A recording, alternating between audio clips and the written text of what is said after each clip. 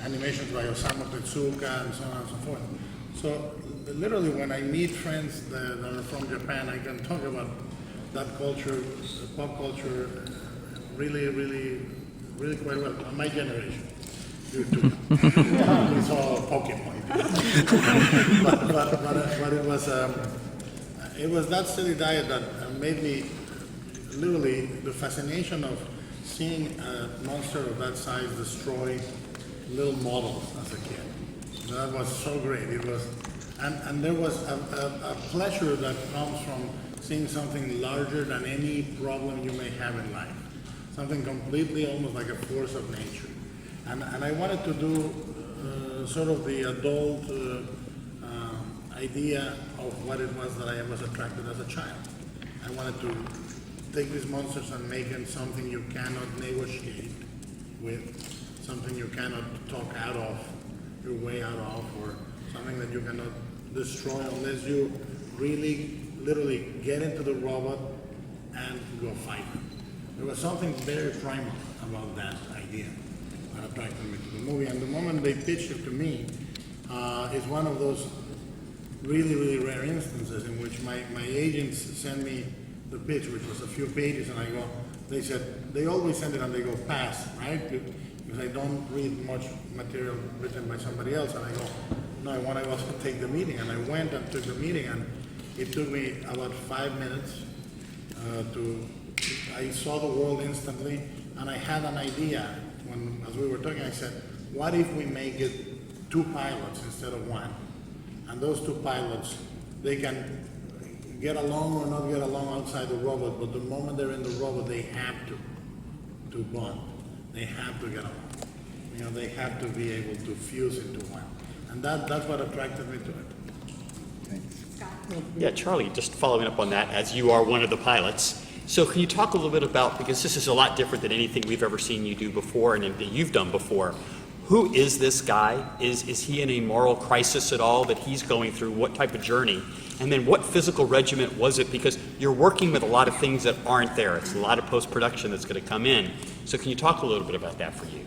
Well, just to speak to your last point first, Guillermo was wonderful. I don't know if it was specifically motivated to help the actors, although I think that was a happy byproduct of the way Guillermo likes to shoot, but he created a lot of actual practical stuff.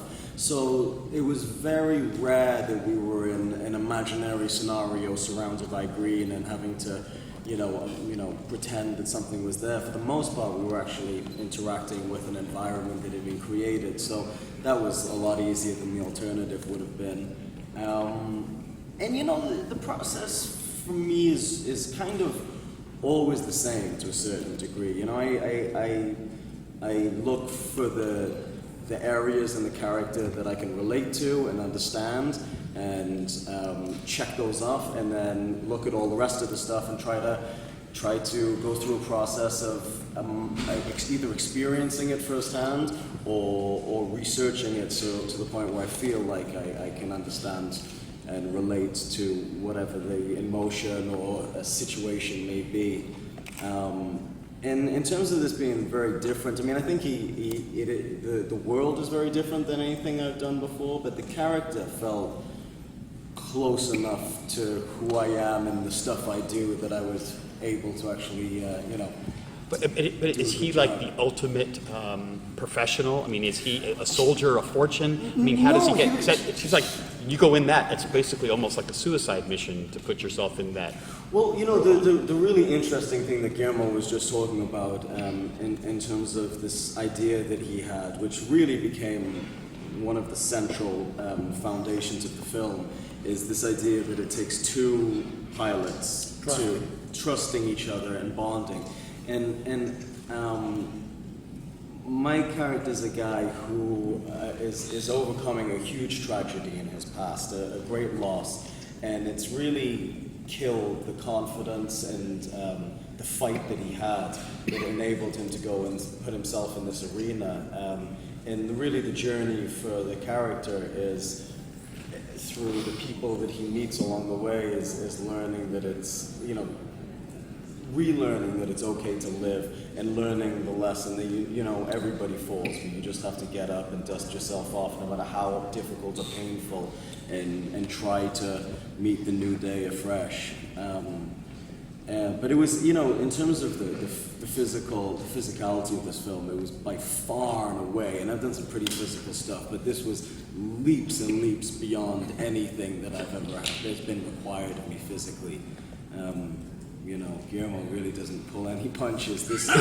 This torture contraption that we designed to be the apparatus with which we operate these robots was pretty arduous to operate every day, and to do it for day after day after day and under these, you know, conditions was pretty difficult.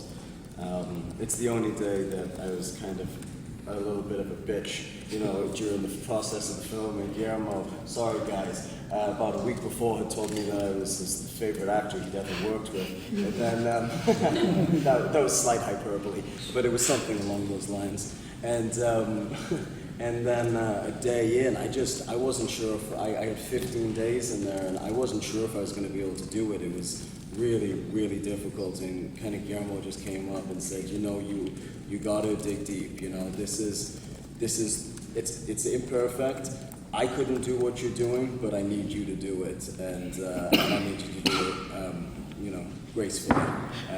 And so we did, and we got through it. And like we were just talking about, you know, there were a lot of really kind of tough, or at least guys that thought they were pretty tough, up there in this machine, and we all crumbled. And the only one that stood firm and never complained once was Ringo.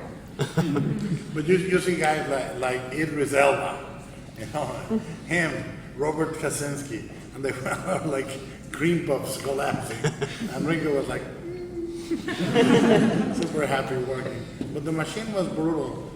I think you need an actor to also get in the spirit of what they're doing, and I think that if you just give them a green screen and a point to look at, then they're not reacting to it properly, and I think that being in the machine for real and feeling what it was to carry that weight was very important. I mean, and of course, we used to joke, I would be saying, another one while I sip my latte. That was not enough, and I'm going to have another latte. It was, I'm not cruel, but I love torturing them. Thank you, guys. Thank you. Guillermo, ¿qué tal?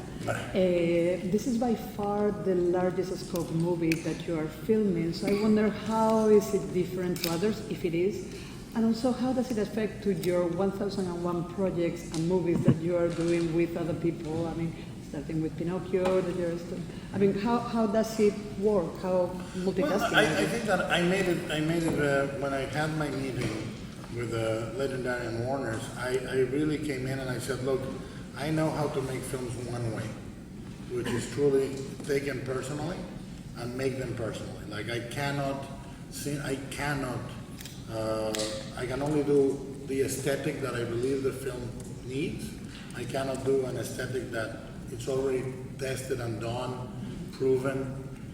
So if you want me to do this movie, I'll develop the screenplay the way I think it needs to develop. I'll develop the visuals the way I think they need to develop. And I was not going for the normal thing with a movie like this. You would be looking at a really polished, super clean, super hyper, you know, almost like a recruitment military video, you know? Like everybody's a winner, everybody has perfect teeth, everything is gorgeous, everything is cool. And the movie was done to show a world that is tough to live in, you know, and the surfaces are very lived in and rusty and saturated with color and drama and sort of opera, you know, and I was, after I did my big speech and I talked about keeping the creative controls, they said yes. And then my fear was, okay, when is the other shoe going to drop? Because I've never been in a movie of this size. And what I did is I did two things. I did one is I taxed myself more than I've ever done. I'm a workaholic, so already I'm saying a lot. And the second one is I made it a point to have all the freedom all the artistic liberties, all the joy and the creation, and still deliver the movie under budget and under schedule. So it was a fiscal and artistic huge exercise. But at the age of 47, I said, I gotta learn something new. I gotta do this and I gotta do it right. And they were in a torture machine, I was in a torture machine of another kind. But it's the best shooting experience I have ever had, creatively and practically and from an artistic point of view. So I really, I've never had that much fun in a set, and I've never felt that free. And with your other projects, were you The other projects, managing? well, the other projects, Pinocchio starts redesigning in a couple of weeks. We are still looking for part of the financing. You know, a career for a filmmaker is not what people think. People think that you're like in a sofa surrounded by millions and millions of dollars, and you go, maybe I should do Pinocchio. Maybe I'll do it. Like you don't have the money, you don't have the, you go. A career is like a car accident that happens in really slow motion. You know, and everybody goes, oh well, he should have not hit the wheel. He should have hit the, or if he only had used his hand. And in the meantime, you're inside going, you know. And the accident occurs in public, and the healing occurs in private. So what I know is one thing. Every time I talk about what I'm doing next, it doesn't happen. I'm not gonna talk about it anymore. We're gonna fucking make the movie. This is a question for Winkle.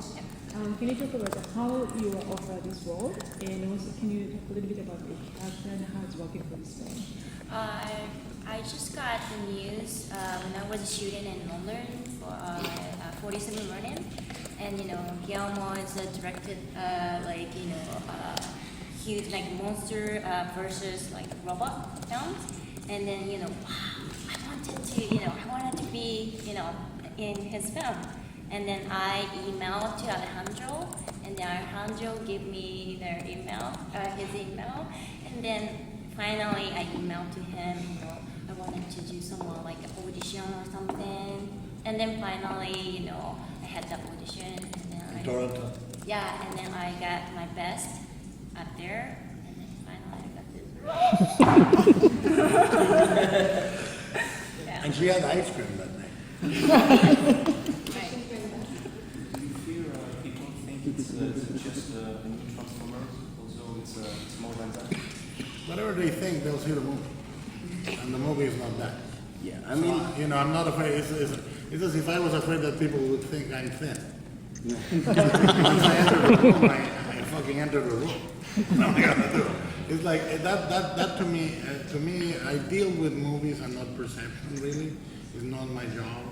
It's not Transformers. It's not that. It's not a movie that was made artistically, nor is it its breadth or its interest to be that. It's a movie that if it's successful, God willing, it's successful in its own terms, and it's as personal to me as anything I've ever done.